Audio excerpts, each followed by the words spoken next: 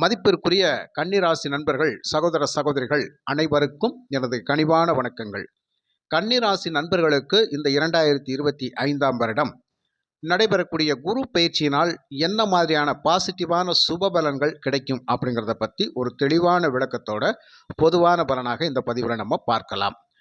கன்னிராசி நண்பர்களுக்கு குரு பகவான் 4ஆம் இடத்துக்கும் 7ஆம் இடத்துக்கும் உரியவர். 4 அப்படிங்கிறது வீடு மண்மனை யோகங்கள், வண்டி வாகனங்கள், உயர் கல்வி சம்பந்தப்பட்ட விஷயங்கள், தாய் ஸ்தானத்தினுடைய அதிபதி. 7ஆம் இடம் அப்படிங்கிறது நண்பர்கள், கூட்டாளிகள், வெளிவட்டார பழக்க வழக்க தொடர்புகள், ஜாமீன் சம்பந்தப்பட்ட விஷயங்கள், லைஃப் பார்ட்னர் அப்படிங்கிற விஷயம், ஒரு கூட்டு தொழில் பண்ணக்கூடிய அமைப்பு அப்படிங்கிறது, வியாபார தொடர்பு அப்படிங்கிற விஷயங்கள் எல்லாம், அதாவது தொடர்புகளை ஏற்படுத்தக்கூடியது. அந்த மாதிரியான ஸ்தானத்துக்கு இந்த 7ஆம் அதிபதி அப்படிங்கிறது குரு பகவான்.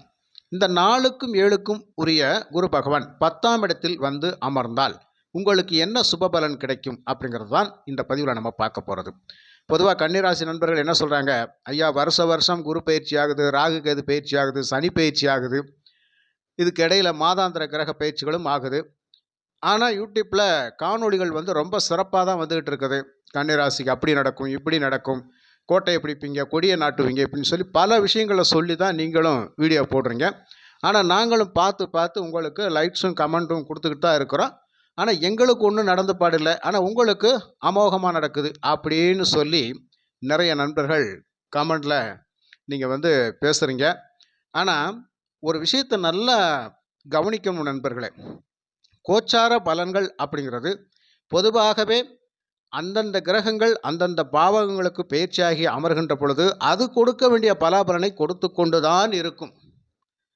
ஆனால் உங்களுடைய சுய ஜாதகத்தில் நீங்கள் பிறந்திருக்கின்ற பொழுது கிரக அமைப்புகள் எப்படி இருந்துச்சோ அதன் அடிப்படையில் உங்களுக்கு தற்போது என்ன தசாபுத்திகள் போயிட்டு இருக்குது அப்படிங்கிறத மெயினாக பார்க்கணும். இது மட்டும் அல்லாமல் ஜாதகத்தில் நாமயோகம், கரணம், இந்த மாதிரி திதி அப்படிங்கிற அமைப்பெல்லாம் உங்கள் ஜாதகத்தில் இருக்கும். இதில் சூனியாதிபதிகள் அப்படின்னு சொல்லி 2 கிரகங்கள் இருக்கும். அதுக்கப்புறம் யோகாதிபதி அவயோகி இருப்பாங்க, கரணநாதன் இருப்பாங்க, இப்படியாக உங்கள் நட்சத்திரநாதன் இருப்பாங்க. இந்த மாதிரி கிரக அமைப்புகள் எல்லாம் ஜென்ம ஜாதகத்தில் என்ன பலனை கொடுக்க காத்திருக்கும் அப்படிங்கிறது அந்த ஜாதகத்தை ஆய்வு பண்ணி தெளிவான முடிவுக்கு வந்தால்தான் உங்களுக்கு கிடைக்க வேண்டிய பலன் எப்போ கிடைக்கும் அப்படிங்கிறத நம்ம தெரிஞ்சுக்க முடியும். சில பேருக்கு பிறந்ததுலேருந்தே கஷ்டமாக தான் இருக்கும். இந்த கன்னிராசி நண்பர்களுக்கு வாழ்க்கையில் 60-65 வயசை தாண்டிட்டு இன்னும் எனக்கு ஒரு நிம்மதியான நிலையான ஒரு வாழ்வாதாரம் எனக்கு கிடைக்கல, எப்போ பார்த்தாலும் பிரச்சனையோடையே வாழ்ந்து நான் பிரச்சனையோடையே தான் இந்த பூமியை விட்டு போவேனா, இந்த உலகை விட்டு போவேனா அப்படிங்கிற மாதிரியான சில பேரெல்லாம் இன்னும் வேதனை வழிகளோடு இருப்பாங்க. ஆனால் 100க்கு ஒரு 5 பேர் கையஸ்டாக வாழக்கூடிய அமைப்பில் இருப்பாங்க. ஒரு 5 பேர் ஒரு மீடியம் லெவலில் இருப்பாங்க. இன்னொரு 5 பேர் பார்த்தீங்கன்னு சொன்னால் ஒரு 2 கட்டா நிலைமையிலெல்லாம் வாழக்கூடிய அமைப்பெல்லாம் இருப்பாங்க. ஆனால் அந்த பாக்கி இருக்கிற கிட்டத்தட்ட ஒரு 70% பேர் வாழ்க்கையில் கஷ்டப்பட்டுக்கிட்டே இருப்பாங்க. இதுக்கெல்லாம் சுயஜாதகம் தான் காரணமாக இருக்குமே தவிர கோச்சார பலன்கள் காரணமாக இருக்காது. கோடான கோடி கன்னிராசி நண்பர்களுக்கு இந்த கோச்சார பலன் அப்படிங்கிறது கண்டிப்பாக ஒரு 10 லட்சம் பேருக்காவது கையஸ்டாக பொருந்தி வரும், பக்காவாக இருக்கும்.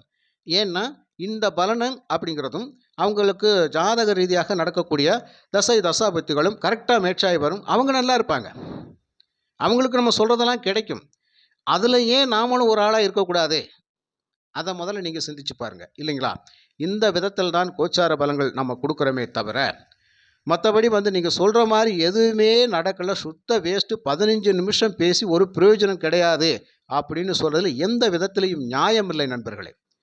ஃபஸ்ட்டு நீங்கள் உங்களை உங்கள் ஜாதகத்தில் தெளிவுபடுத்திக்கோங்க, அப்புறம் கோச்சார பலன்களையும் தெளிவுபடுத்திக்கோங்க. அப்போ தான் நமக்கு என்ன விஷயம் அப்படிங்கிறது புரியும். தொழில் பண்ணேன், கடன் ஆயிடுச்சு, கடன் வாங்கி தொழில் பண்ணேன், அதில் மேலும் மேலும் கடன் ஆயிடுச்சு, பூர்வீகத்தில் குடியிருக்க முடியல, பிள்ளைகளால் அவமான அசிங்கம் கூட நமக்கு சில நேரங்களில் வருது. சில பிள்ளைகள் பார்த்தீங்கன்னா பெற்றவங்களால் எனக்கு புண்ணியம் இல்லை அப்படின்னு கூட சொல்லக்கூடிய அமைப்பில் இருப்பாங்க, உறவுகளால் புண்ணியம் இல்லை அப்படின்னு சொல்லுவாங்க. யாருக்கிட்ட பழக்க வழக்கம் வச்சாலும் அது துரோக பாதகத்தில் தான் முடியுது அப்படின்னு சில பேர் நினைப்பாங்க. எக்கச்சக்கமான பணத்துக்கு நான் தலையை கொடுத்து இப்போ ஏன் தலை உருண்டுக்கிட்டு இருக்கு அப்படின்னு சில பேர் சொல்லுவாங்க.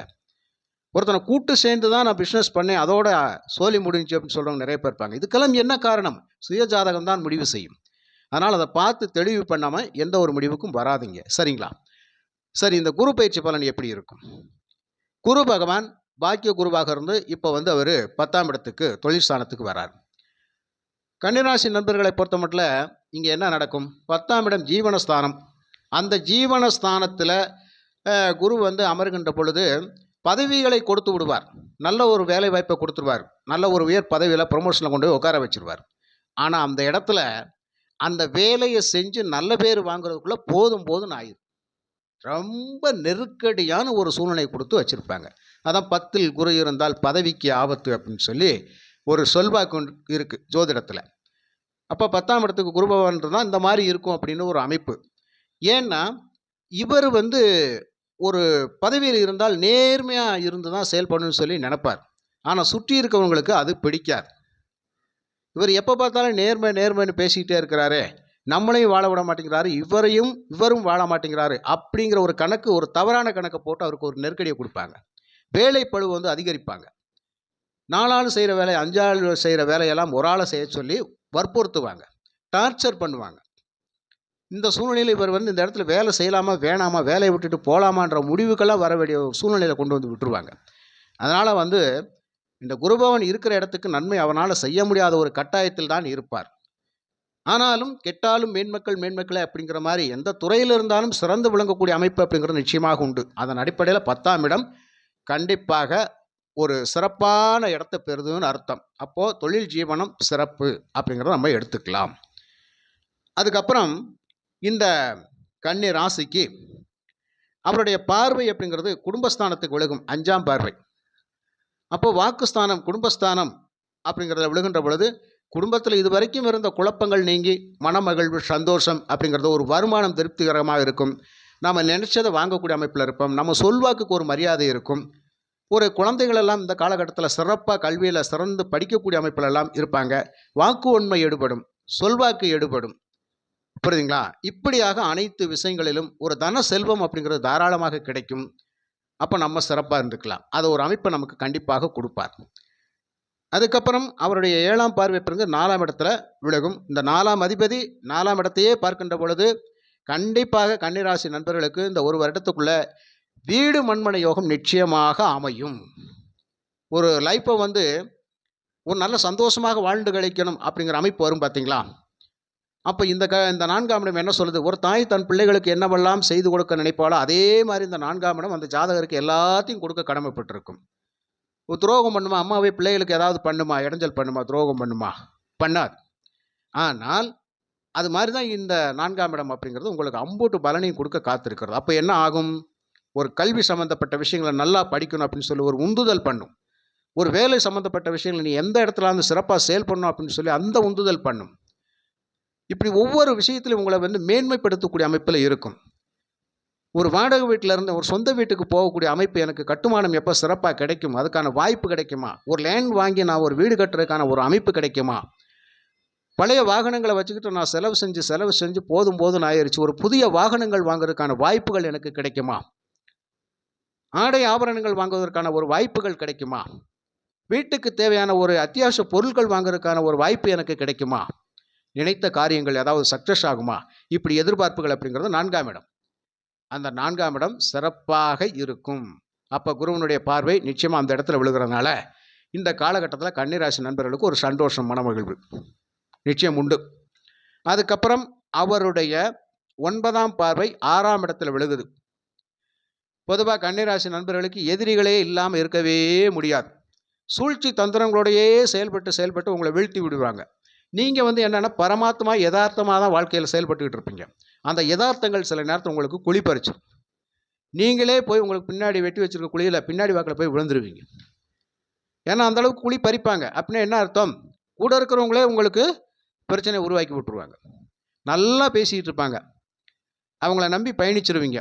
ஆனால் எந்த இடத்துல உங்களை கவுக்கணுமோ கவித்து விட்டு போயிடுவாங்க. உறவுகள் அப்படி தான்.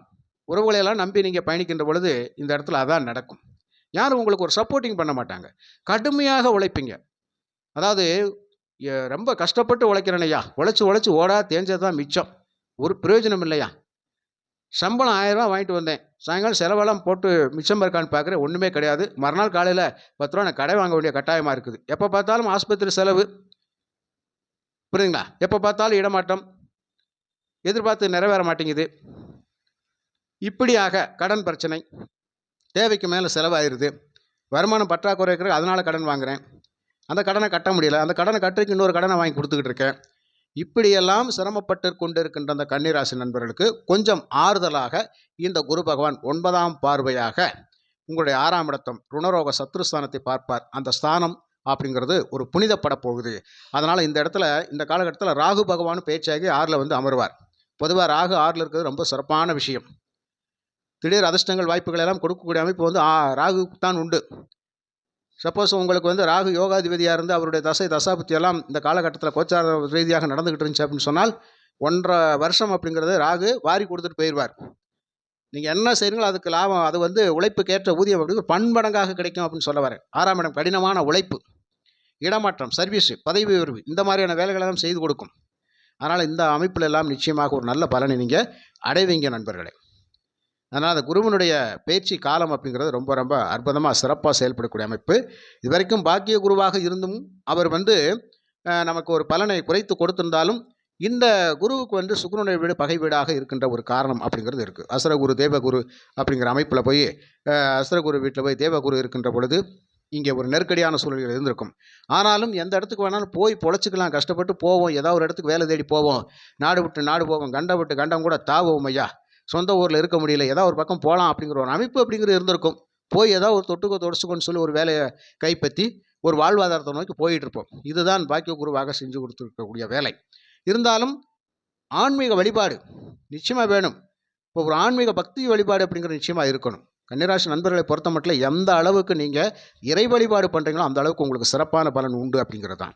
இப்போ வந்து பார்த்தீங்கன்னா இந்த கன்னிராசிக்கு இந்த காலகட்டத்தில் கேது பகவான் ராசியிலே இருந்து 12ஆம் இடத்துக்கு பேச்சாக அமர்வார். 12ஆம் இடம் அயன சயன போக விரயஸ்தானம், பக்தி மார்க்கம், ஞான மார்க்கம், தீர்த்த யாத்திரைகள், தூரதேச பயணங்கள், வெளிநாடு சென்று வேலக்கூடிய அமைப்பிலெல்லாம் ஒரு சிறப்பான பலனை தரக்கூடிய அமைப்பிலெல்லாம் இருக்கும். அப்போ கேது பகவான் 12ஆம் இடத்துக்கு வருகின்ற பொழுது நிச்சயமாக இறை வழிபாடு தான் உங்களுக்கு சிறப்பான பலனை கொடுக்கும் அப்படிங்கிறதான். அப்போ நீங்கள் இஷ்ட தெய்வத்தையும் வணங்குறதோடு மட்டுமல்ல, குலதெய்வத்தை சிறப்பாக வணங்குங்க, உங்களுக்கு நல்ல அருள் கிடைக்கும் அப்படிங்கிறதான். அதுக்கு அடுத்தாப்புல வந்து சனி பகவான் 7ல் வர்றாரு. கண்டக சனியாக இருந்தாலும் ஏதாவது ஒரு கிரகத்தினுடைய அமைப்பு நமக்கு சுப பலனை தரும் அப்படிங்கிறதுனால இந்த குருவனுடைய அமைப்பு அப்படிங்கிறது சிறப்பான நல்ல பலனை கொடுக்கும். ராகுனுடைய அமைப்பு நமக்கு சிறப்பான நல்ல பலனை கொடுக்க காத்திருக்கிறது. மற்றபடி இந்த சனி பகவான் மட்டுமே 7ல் இருந்து நமக்கு சில நெருக்கடியான விஷயங்களை கொடுப்பார். அதை அப்புறம் சனி பயிற்சி பலனை வந்து நம்ம தெளிவாக சொல்லியிருக்கிறோம். புரியுதுங்களா? ஆக கோச்சார பலன் இந்த மாதிரி தான் இருக்கும். நீங்கள் ஒன்றும் பயப்பட வேண்டிய அவசியமே கிடையாது. கண்டக சனியாக செயல்படுறாரு சனி பகவான். சனி பகவானுக்கு பவர் அதிகம்தான். இருந்தாலும் குருவனுடைய பார்வை அப்படிங்கிற சில இடங்களில் விழுகுது இல்லையா? கொஞ்சம் நல்லா இருப்போம்ல. அப்போ ஒரு கிரகம் நமக்கு கஷ்டகாலத்தை கொடுத்தாலும் இன்னொரு கிரகம் நமக்கு நன்மைகளை செய்யக்கூடிய அமைப்பில் தான் இருக்கும்.